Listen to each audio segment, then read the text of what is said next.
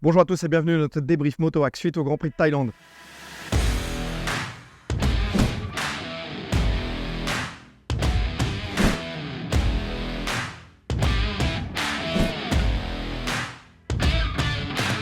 À Buriram, une nouvelle fois comme en Australie, des courses hyper disputées, des courses magnifiques, beaucoup de dépassements et une arrivée donc avec 3 pilotes en 3 dixièmes pour le GP dimanche.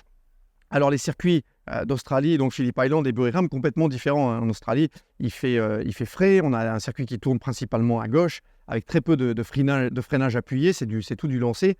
À Buriram, ça freine très fort, on a de la chaleur bien sûr, de l'humidité, mais le point commun, c'est l'usure des pneus. C'est des tracés, des asphaltes qui donnent vraiment un travail énorme, surtout sur les pneus arrière, et donc les pilotes qui doivent gérer leur capital pneu.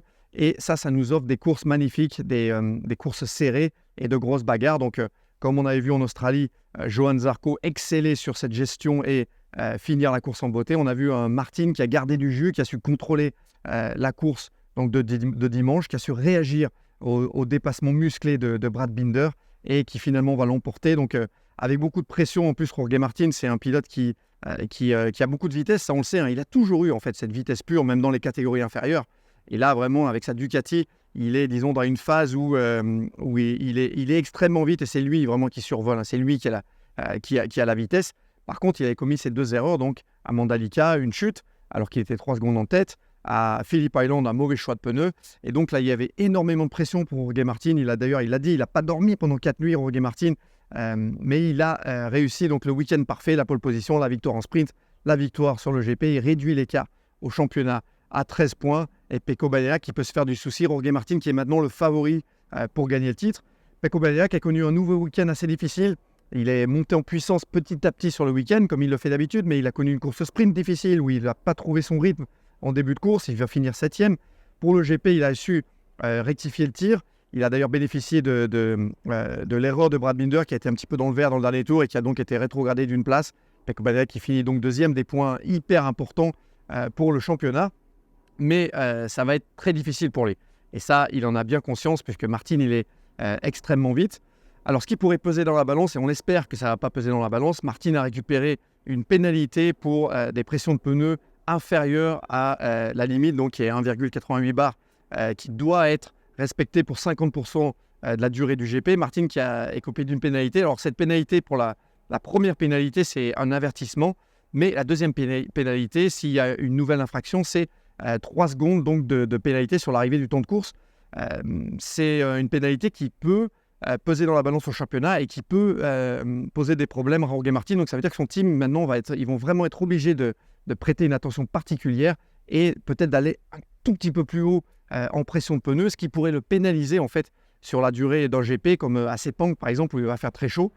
Donc voilà, il va falloir faire attention pour Jorge Martin et son équipe technique.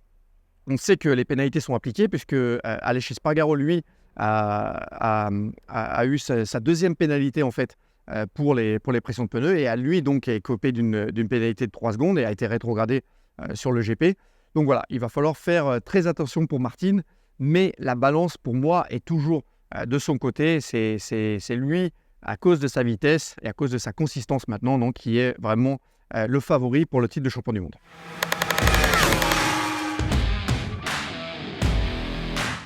Quelques mentions spéciales donc, pour ce week-end. Aleix Espargaro qui a effectué un très beau week-end. Alors les Aprilia, ils ont eu des problèmes de chaleur en fait.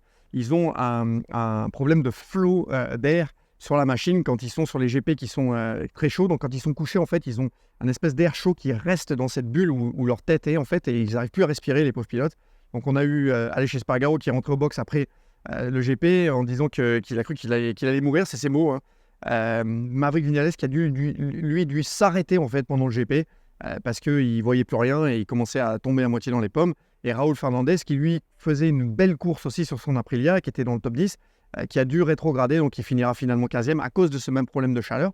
Donc les Aprilia voilà, qui ont ce problème qu'ils vont devoir résoudre puisque Sepang, la prochaine course, c'est un des grands prix les plus chauds du calendrier.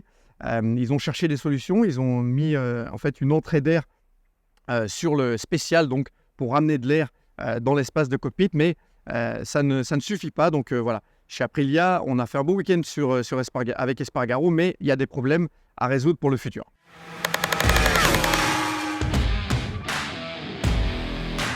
Un bon week-end aussi pour Marc Marquez. Alors Marquez, comme d'hab, qui prend des roues pour aller chercher le chrono. Avec sa Honda, il n'y arrive pas tout seul.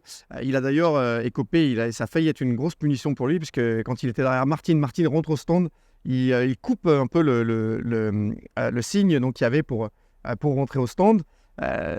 Ça lui a cassé en fait son élément aéro qui est sur l'avant de la moto. C'est une espèce de disque à 45 degrés comme ça qui est vissé en dessous de la fourche et qui se met en fait, qui vient comme ça vers le disque en carbone.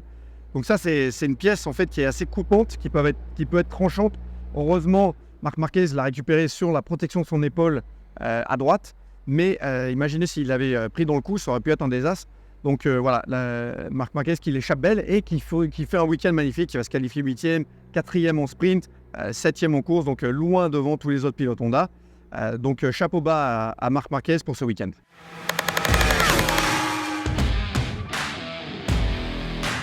Et enfin, un coup de chapeau aussi pour notre Français Fabio Quartararo qui lui a galéré un petit peu. Il n'a pas su se qualifier comme il avait envie, 10e sur la grille, mais qui a connu notamment un Grand Prix dimanche superbe, avec une belle remontée. Il finit à 4 secondes 5 de la gagne. Donc voilà, pour Fabio, donc pas une position idéale sur la grille de départ, mais un gros rythme pendant la course. Et encore une fois, il n'a pas lâché les bras. On a vu sur la Yamaha une nouveauté aussi. C'est que l'arrière de la machine, donc avec le Ride Eye Device, qui s'abaisse très rapidement en fait en virage.